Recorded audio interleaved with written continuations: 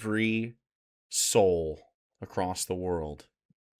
That's right. This Christian is going to read the Satanic 10 Commandments, and he's going to rebuke them. And we're going to be strong, faithful Christians in the aftermath. So get ready. Prepare yourself. Throw up your crosses. We got the religious magic. We're protected. I'm a Bible-believing Christian, and I've just finished reading the Satanic Bible written by Anton LaVey, who started the Church of Satan. And in this video, I want to give you a Christian perspective and a Christian review of the Church of Satan. Now, the first thing that really surprised me about the Church of Satan is that Satanists actually don't believe in God, and they don't believe in Satan. Holy shit, and I can't believe he actually admitted that. That's crazy. Either.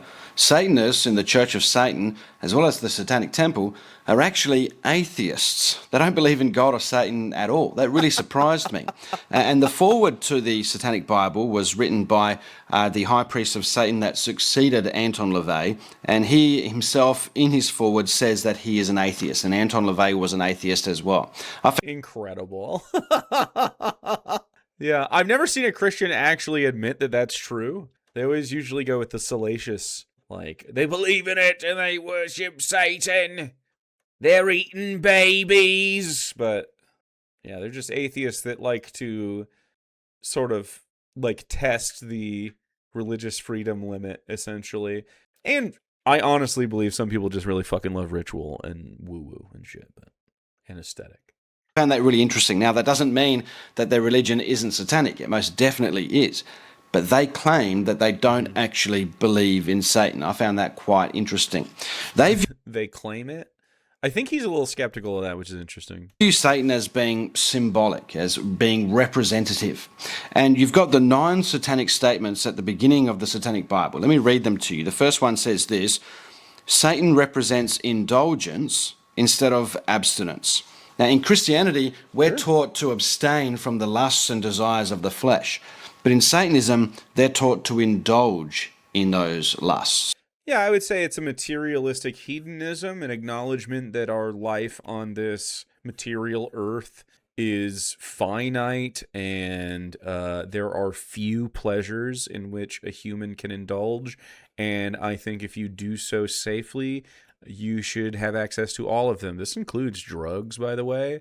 Like, I genuinely believe that we should have decriminalized drugs that everybody of consumption age, I think it's okay to keep it away from kids or whatever, just because they're developing. But I don't think adults, like 21-ish, 25, somewhere in there, you should be able to, like, indulge in the joys of this world and have access to places that can help you do this safely, particularly if you're already addicted in an effort to get you unaddicted. But, I mean, I don't give a fuck. If someone wants to go do a bunch of mushrooms or something, they should be able to, and in some places you can, but that's very controversial to these people. I also think that you should be able to, broadly in general, experience love and lust and just satisfaction in whatever way. It doesn't have to be sexual, but it can be. I think you should be able to explore that with yourself and others consensually as much as you want. I don't give a fuck. Like I said, life is brief. Have a good time, and if that includes doing things that this guy would find too excessively hedonistic, then do it anyway. I don't give a fuck. Number 2, it says Satan represents vital existence instead of spiritual pipe dreams. Number 3 says vital existence instead of pure spiritual pipe dreams. It kind of folds into the first one. It's a little redundant, kind of, not really though, but it's about being a material existent person. Like the human being is a animal that evolved on Earth alongside everything else. So this is a reestablishment of that and saying that the soul isn't real. You have no afterlife to worry about or to look forward to. Real life is the reward and the punishment. It's both. We just exist. We are cosmically just so fascinating to me. I think we should really appreciate it more. Satan represents undefiled wisdom instead of hypocritical self-deceit. Number 4. Hypocritical self-deceit. Yeah, this is like very... a little provocative, a little aggressive. I also say shit like this, but you know, it's got some of that temple aesthetic to the words. It's about understanding our actual place in the universe and our actual cosmology instead of making things up about it. Satan represents kindness to those who deserve it instead of love wasted on ingrates. Ingrates. Yeah, I think love is an earned and reciprocated endeavor that we feel between each other all the way up to a familial extent. Like, there's just bonds that we, like, naturally forge over time with like-minded, maybe not even like-minded, but, usually somewhat aligned individuals. And it's a beautiful thing. Friendships, love, and family, however it manifests, is all great. Number 5, Satan represents vengeance instead of turning the other cheek. Now, I think that's interesting. I definitely think that turning the other cheek is a subservient behavior toward unjust hierarchy that we should not just always abide by. But I do think that not everything needs to be returned even in the same manner. Like, I don't think violence always begets violence necessarily as a matter of justice, but I do think that sometimes it does. Sometimes you just gotta fucking punch back. But sometimes the person who threw the punch is doing so for reasons that maybe deserve a different approach. It's all contextual, though. I thought this was an interesting one. Obviously, we know that Jesus taught us to turn the other cheek. Like a cuck.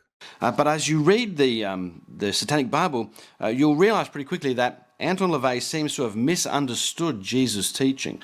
Jesus' teaching wasn't that Christians can't defend themselves. It's not about defending oneself. By the way, Christians ignore this all the time and are just the oppressors often. Like, for thousands of years, they've just been the oppressors.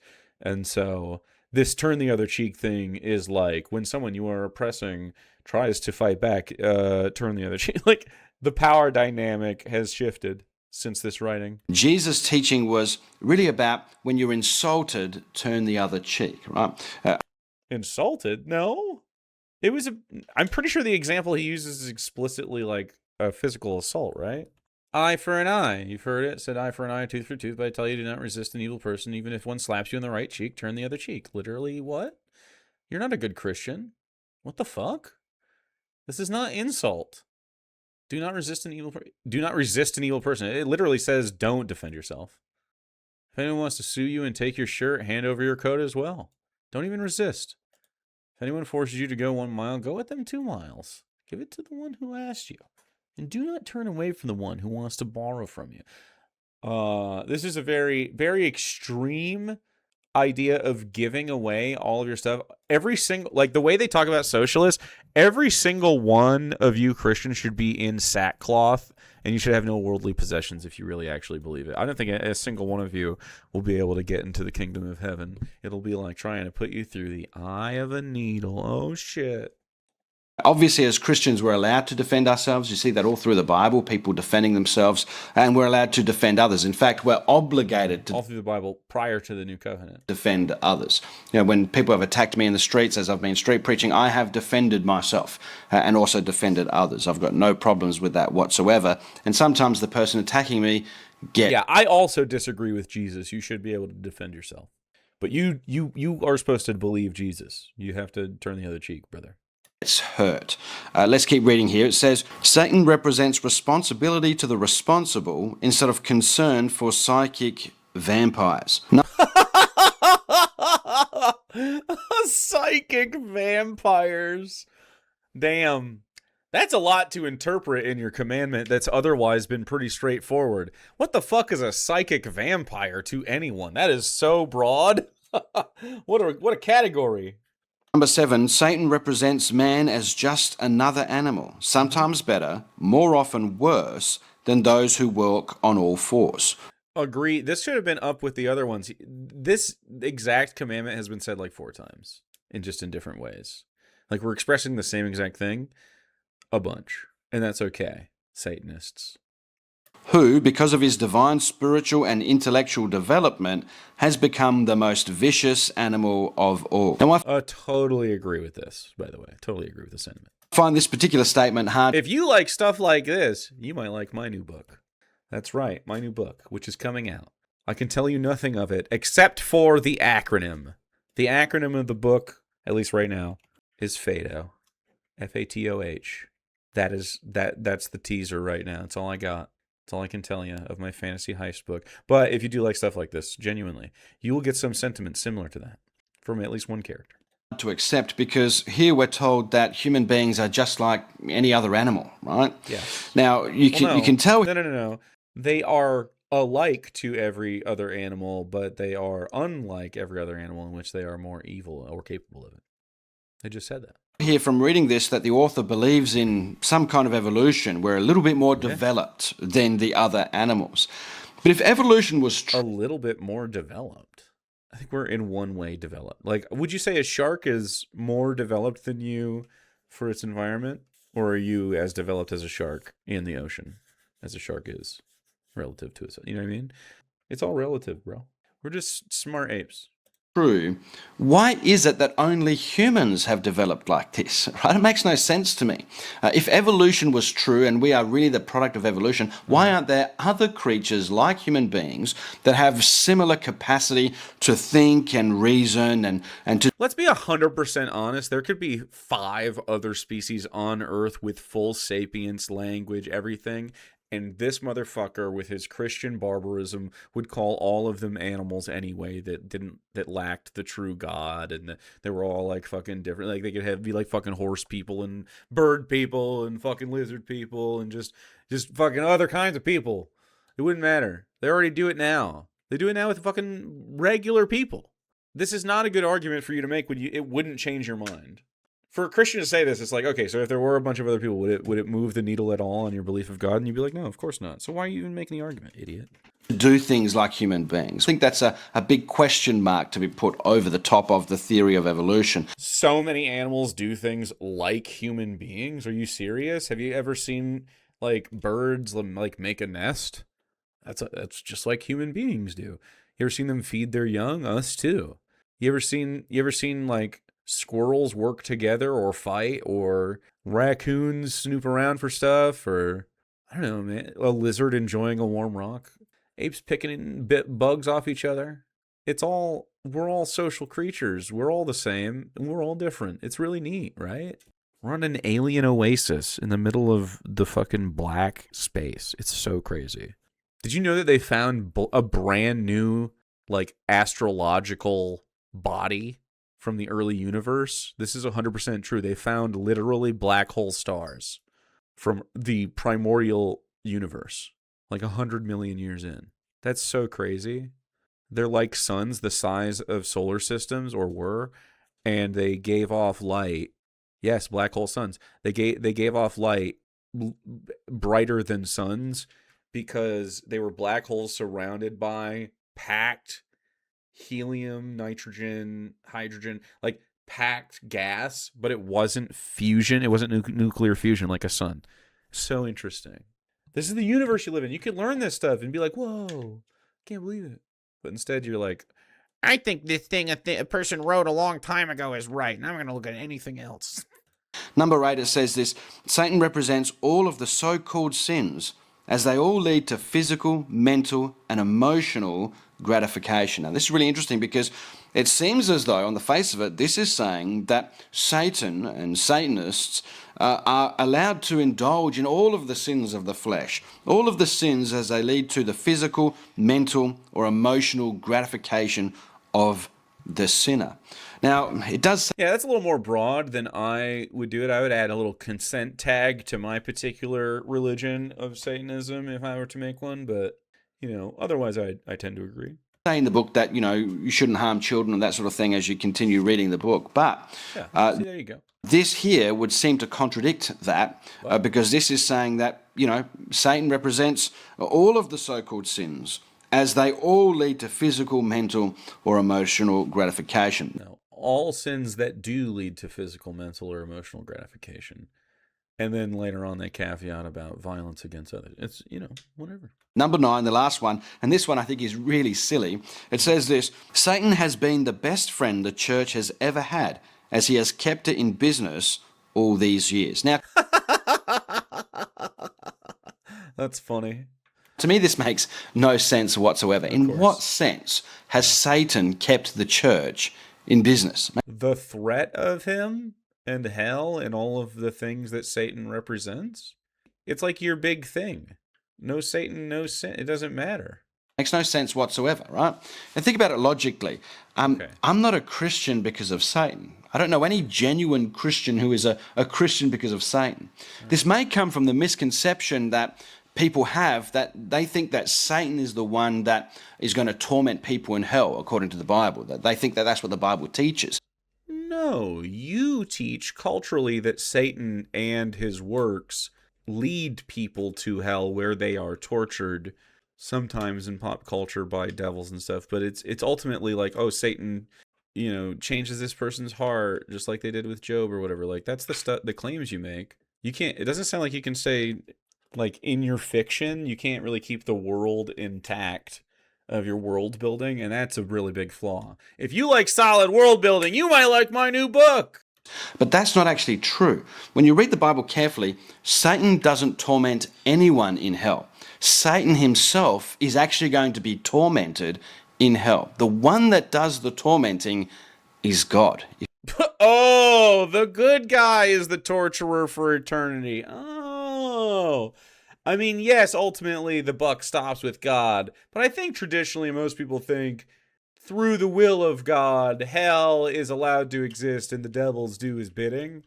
But, it's sure. God does this, the murder and the eternal torture is even better.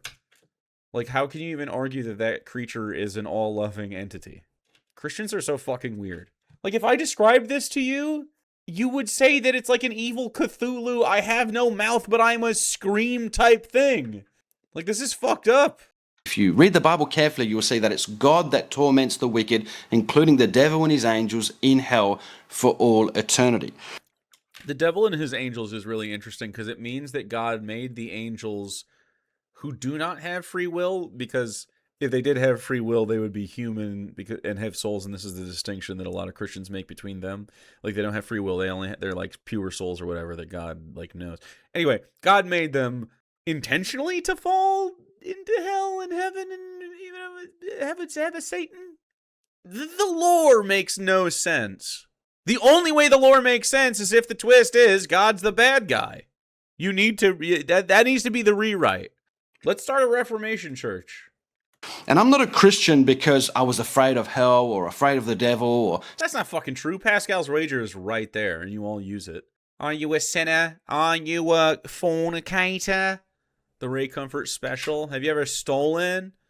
Well, then you have the fires of hell awaiting you, and you have to ask for forgiveness. That's your whole fucking bag, man. Yes, it is the reason. Something like that. I'm a Christian because I was convicted of my sin, and I wanted to be reconciled to God. Why? You were convicted of your sin and want to be reconciled with God. Why? Because otherwise, what? Fucking why?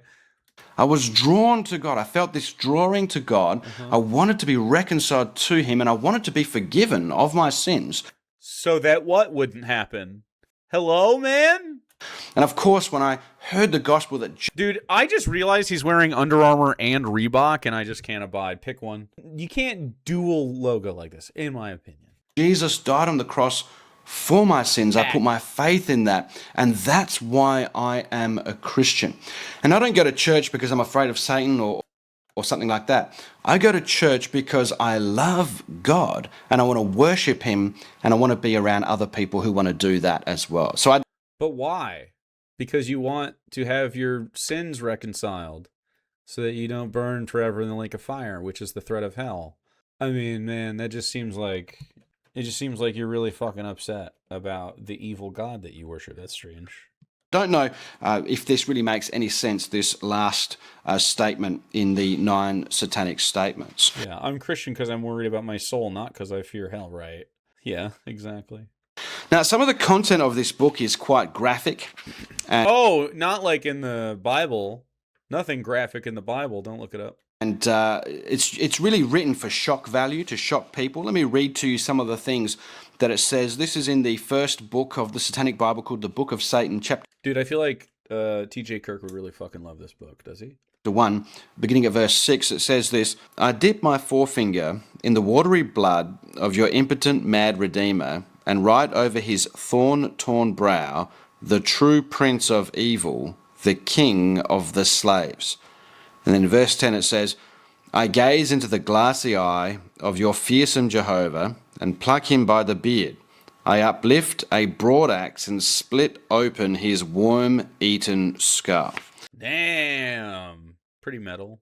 And also in chapter 2, verse 1, it says, Behold the crucifix. What does it symbolize? Pallid incompetence hanging on a tree. Now,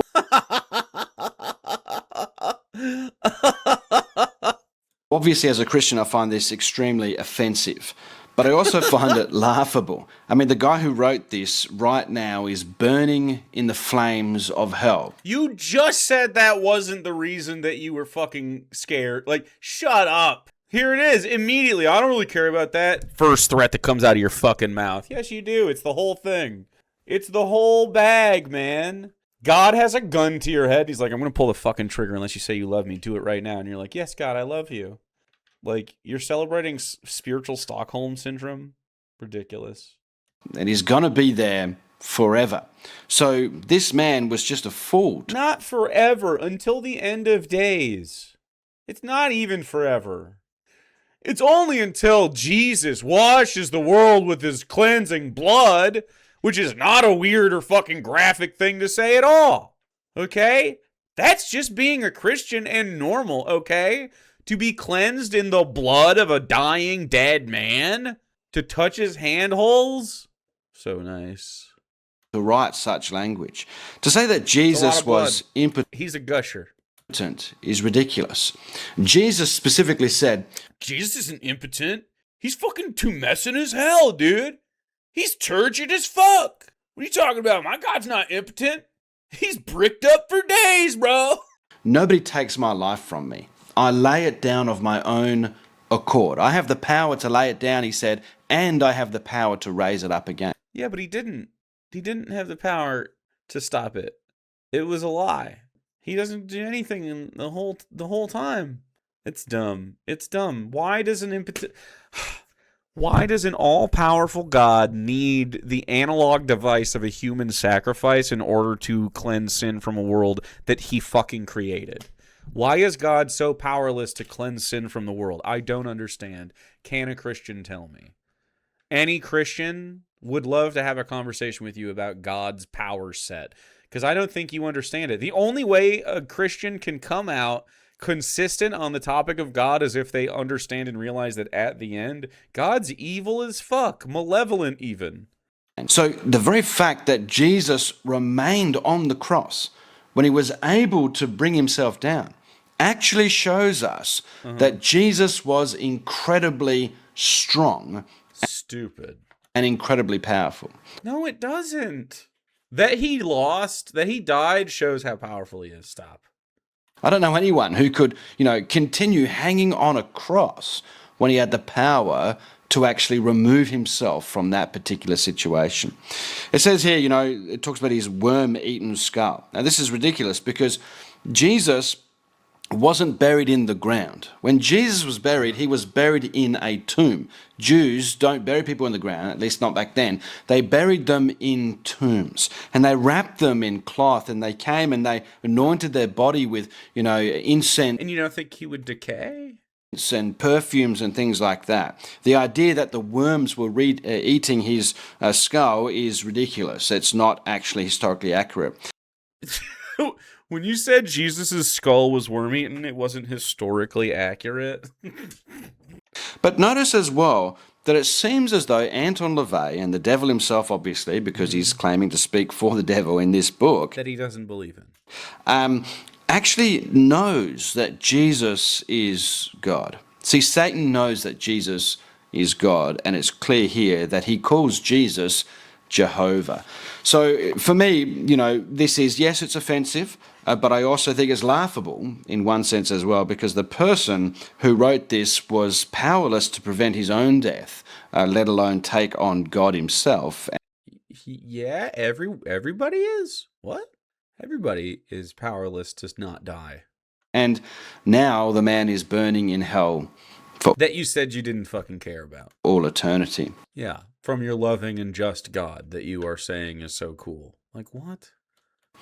Now, verse 1 of the book of Satan, chapter 1, also reveals the callousness of people who are Satanists. It says this, let me read this to you. In this arid wilderness of steel and stone, I raise up my voice that you may hear. To the east and to the west I beckon. To the north and to the south I show a sign proclaiming death to the weakling, wealth to the strong. Death to the weakling, wealth to the strong. And so this seems to be saying that Satanists, really want the weak to perish. It sounded like a criticism of the place we live, actually. And the strong to survive, which really is what we see in The evolution. Satanist guy sounds like he plays Warhammer. I agree. The theory of evolution says that it's the survival of the fittest. There's a lot of horrible stuff in this book. You literally believe that. You're a capitalist Christian. You like that. They claim that the Bible, it says in one of the other books, chapter here, Wanted God Dead or Alive, it says that the Bible is filled with a mass of contradictions, but it doesn't give us a single example. Very pathetic for someone who's trying to attack the Christian faith. Which contradiction would you even care about, man? I mean, what you want the Satanist Bible to turn into a full debunking of the entirety of the first Bible? I think I'm not a Satanist and I don't really care about this book at all, but that's not a good argument to make against the Satanist Bible. Its job is not to debunk the other Bible. Also, another chapter called Some Evidence of the New Satanic Age. He tries to say that there's this new Satanic Age that's coming about and that sort of thing. Obviously, that failed. But he says this on page 47 of the book. It says, if a man smite thee on one cheek, smash him on the other. Let no wrong go unredressed. Be as a lion in the path, be dangerous even in defeat. Since man's natural instincts lead him to sin, all men are sinners, and all sinners go to hell. If everyone goes to hell, then you will meet all your friends there. Heaven must be populated with some rather strange creatures if all they lived for was to go to a place where they can strum harps for eternity. Yeah. Stand up for yourself, and everyone I like is not a Christian. I think this is a real misconception of heaven and hell. No, it's not. Heaven is genuinely, like, you don't go have fun or do stuff. It's eternal, endless worship at all times. Basking in the light of the Lord. That is all it is. Forever. That sounds worse. Hell is not a place where you'll be able to party with all of your friends. Hell is a place where you'll be tormented by God for all eternity. That's what hell is. I disagree with this, by the way, because I've heard other Christians say that you're not tormented by God. You're actually so distant from God. And that's the worst part. The distance from God gets even greater. So how could he be the one that is distant and also close, you know? Hell is a place where you'll be tormented by God for all eternity. Let me read to you from the book of Revelation. Revelation chapter, I think it's chapter 14. Let me just take you there. Chapter 14, beginning at verse 9, it says, sure. A third angel followed them, saying with a loud voice, if anyone worships the beast in his image and receives his mark on his forehead or on his hand, he also shall drink of the wine of the wrath of God, which is poured out in full strength into the cup of his anger. He shall be tormented with fire and brimstone in the presence of the holy angels and in the presence of the Lamb. The smoke of their torment will ascend forever and ever. They have no rest day or night who worship the beast and his image, and whoever receives the mark of his name. And then that's in the last days, though, right? Isn't that totally different than the normal hell? in chapter 20, beginning at verse 10, the devil who deceived them was cast into the lake of fire and brimstone, where the beast and the false prophet were. So the devil who deceived them, so it's not their fault, it's the devil's fault? Will be tormented You just said the devil... Whatever, man. You said the devil didn't do that. Day and night, forever and ever. And then in verse 15 it says, anyone whose name was not found written in the book of life was cast into the lake of fire. So hell is not a place where you get to party with all of your mates forever. Hell is a place where you'll be tormented forever and ever by God because you refuse to repent of your sin and turn and believe the gospel of Jesus Christ. That's Why do Christians think that that sounds reasonable at all? Look, you don't have to do anything. It's free will. But if you do take every other path of free will that you have to offer except for this very specific path of free will, which is totally free, by the way, then you will die forever in an eternal lake of fire and be in agony. I would also like you to tithe to me and have a bad time in your limited existence. Why you'll be sent to hell for all eternity. And heaven is not, stringing harps in the clouds forever. Heaven is actually, going to be brought down to earth. God is going to renew the heavens and the earth. He's going to come and he's going to live with mankind on earth. And we're going to live with God on earth the way things should have been in the beginning when God made things in the Garden of Eden. So why didn't he just do that? What? We're supposed to live with God as he walks around on earth like it should have been, but it wasn't because God fucked up at the beginning. Like, God made mistakes and allowed his creations to have imperfections, which caused that to cascade. His system, his perfect system, couldn't stand one fruit being plucked. It's like worse than the Death Star. Where at least, like, Rogue One explained that it was intentional, that it had this, like, weak spot. Where here it's like God's just malicious and dumb at the same time. Misconception of the Christian faith. Dare I say that this, in fact, God is innocent and doesn't exist at all, and the Bible was written by fallible, borderline illiterate men that didn't have very good world building and have lots of plot holes in their theory of how the world came to be. Maybe. It is interesting, though. It's cool. It's cool that it exists still. You can keep reading through this. It's got religious holidays. It's got, the most important holiday in Satanism is your own birthday. And you've got the lie of the devil that you are God. And the Satanic Bible here encourages people to deify themselves and to think of themselves as God and to seek their own gratification and satisfaction. And you've got these celebrations, St. Wilpingus or Wilpunga Day, and then Halloween and stuff like that. And then you've got these rituals which are quite wicked and evil. But there are some interesting things. Wicked and evil rituals? Tell us more, sir. What?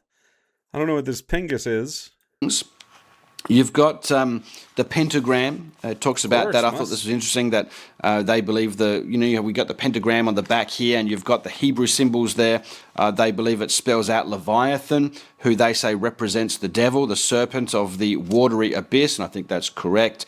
It does represent Satan. Leviathan definitely does refer to Satan. And then also it's got... Satan is also Leviathan now? Interesting. Here, candles. You've got candles in the satanic rituals. There's other things, but I've just picked out these two. And these candles represent the light of Lucifer, the bearer of light, enlightenment, the living flame, burning desire, and the flames of the pit. Now, I found this interesting because the Bible does call... Candles are evil, dude. Super supernatural. Satan Lucifer, obviously. But Lucifer really comes from a Latin word which means the morning star. And when the Bible, in the book of Isaiah, I believe it's Isaiah chapter 14, talks about Satan being the bright, shining one, it's actually mocking Satan, right? It's not actually, trying to say this is what Satan is. Satan's, Lucifer. It's not saying Satan is the morning star. It's actually mocking Satan, who thinks he is the morning star. He thinks... That is not the context of that passage whatsoever. Man, it's just cope after cope. A lot of Christians do not have that interpretation of the Lucifer Morningstar thing. This great shining one is going to elevate himself above God and that sort of thing. But instead, the Bible says, as you keep reading Isaiah chapter 14, he'll be brought down to the pit. He'll be brought down to the pit and judged. You see, Satan is a being that is defeated. No, stop judging me. For eternity. No. And will again be defeated on Judgment Day. I certainly don't think that this is a very good religion. I think it's a pretty pathetic religion. I think it's much better to be a Christian. I think you'll be a lot happier. I think you'll all be happier if you're atheists and don't have anything like this going on. If you just chill and you just appreciate life. Anton LaVey died of, heart disease no. before his time. And really, to be quite honest with you, I think that these kinds of people, the kinds of people that are attracted to this religion, are people that are often very depressed, very anxious. They've got all sorts of issues going on in their life. If you have an issue in your life, you fucking piece of shit. I think it's worth just knowing a little bit about their religion so that you can then talk to them and try to reach them and try to reason with them and show them the difference between their false religion and the Christian faith, which is the true religion. It is the true religion. Why? Well, I don't know. Because I was told it was. Christian apologists are not good. They're not good at anything now. Mommy said so. I would love to have a chat with a Christian. You don't get many of them perusing the internet nowadays that have any sort of gumption. It's basically to the point where they know better. I don't know anybody who hasn't been made better for losing their religion. I do know people who have been made worse for finding it, though. So, anecdotally speaking, seems better to not believe in fake stuff. I don't know.